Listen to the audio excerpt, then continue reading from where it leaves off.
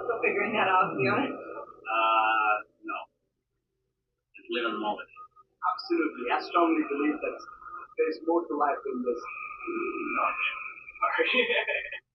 When I was about 17, I was sitting having a burger with two friends, and we were looking out the window and commenting on a few of the stores across the street, and I suddenly realised that I couldn't read any of the signs, even if I squinted.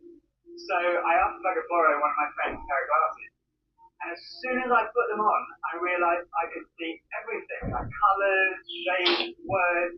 I was amazed at how everything was so clear. And I could see before, yet now I could really see. And to me, that's the best way to describe the difference that Jesus makes.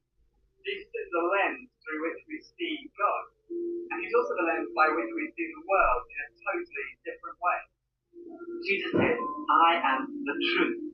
Some people's response to a Christian might be, well, it's great for you, you found meaning, purpose in your life, but it's not for me.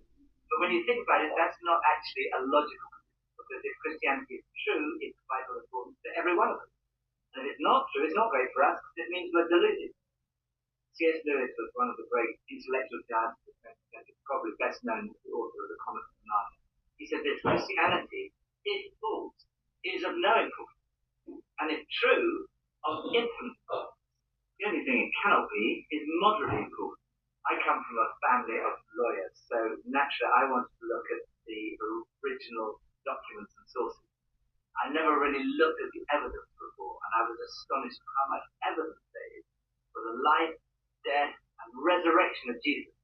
For me, it was through reading these documents we find in the New Testament that I came to the conclusion it's true.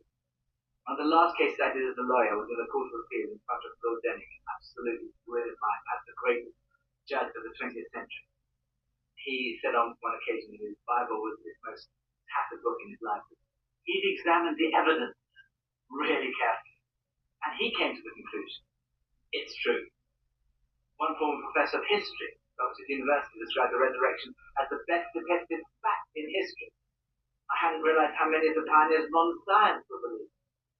Descartes, Newton, Kepler, Galileo, Locke, Copernicus, Faraday, Kelvin, Pasteur.